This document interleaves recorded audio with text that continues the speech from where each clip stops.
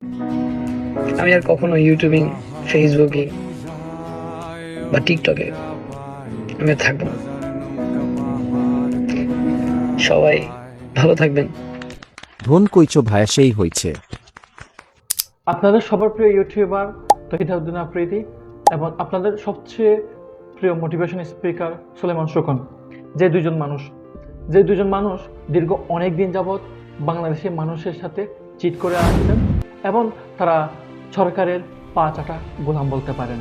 দালাল দালাল শব্দের অর্থ কে কি বুঝে জানি না। আমি দালাল শব্দের অর্থ পরিপূর্ণভাবে জেনেছি যখন শুনতে পেয়েছি যে দেশের অন্যতম সেরা এক ইউটিউবার তহিদুদ্দিন আফ্রিদি এবং আপনাদের সবচেয়ে বড় এক মোটিভেশনাল স্পিকার সুলেমান সুখন তারা তাদের জীবনে সারা জীবন সরকারের পা চাটামি করছে।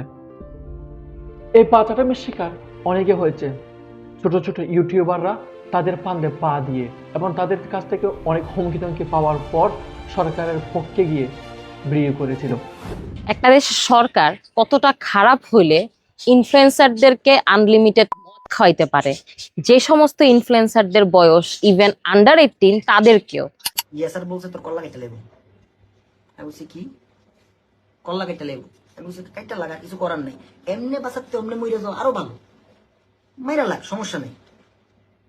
আচ্ছা ঠিক আছে। সম্প্রতি একটা তথ্য উঠে এসেছিল যে হাউন কাকা, আপনাদের সবার প্রিয় হাউন কাকার যখন ভিডিওটা ভাইরাল হয়েছিল এবং সেই ভিডিওটা রিমুভ করার জন্য তহিদুদ্দিন আফ্রিদি বড় বড় ইউটিউবারদেরকে এবং বড় বড় কন্টেন্ট ক্রিয়েটরদেরকে পার্সোনালি নক করেন। এমনকি বড় বড় ইউটিউবারদের মধ্যে ফাহিম চৌধুরী, তাশরিফ খান, পুটাপ্পি, শান্তি রহমান এমন আরও অনেক ইনফ্লুয়েন্সাররা এই ষড়যন্ত্রের শিকার হয়েছিল। তবে এখনও অনেকেই সেই বিষয়ে মুখ খুলতে সাহস পায়নি। সম্প্রতি যারা সাহস পেয়েছে তারা তাদের নিজেদের প্ল্যাটফর্মে এই বিষয়গুলো তুলে ধরেছেন। একে একে ফাঁস হচ্ছে তাদের অনিয়ম, ষড়যন্ত্র এবং হুমকি দামকির যে রহস্য সেগুলো আস্তে আস্তে উদ্ঘাটন হচ্ছে। সম্প্রতি তহিদুদ্দিন আফ্রিদি তার একটা লাইভে এসে কান্নাকাটি করে এবং আমি আর কখনো ইউটিউবিং, ফেসবুকিং বা টিকটকে আমি আর থাকবো না। সবাই ভালো থাকবেন। সকল জনগণ তাকে তার এই কান্নাকাটি থেকে উপহাস হিসেবে নেয় এবং তাকে বয়কট শুরু করেছে। আর সুলেমান সুখনকে এখনো খুঁজে পাওয়া দুষ্কর হয়ে যাচ্ছে।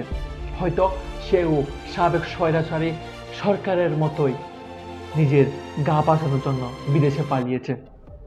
আর এই বাংলার মানুষ যদি তাদেরকে সামনে পায় তাহলে গণদোলাই তো করবে, সাথে হয়তো মৃত্যুটাও তাদের কাছে চলে আসবে তখন। তো এ ধরনের মুখোশধারী দালাল এবং চক্রকে আমরা হয়তো আজ জানতে পারতাম না যদি আওয়ামী লীগ সরকার, সাবেক স্বৈরাচারী সরকারের পতন না হতো, তাহলে এদের মুখোশ কখনোই উদ্ঘাটন হতো না।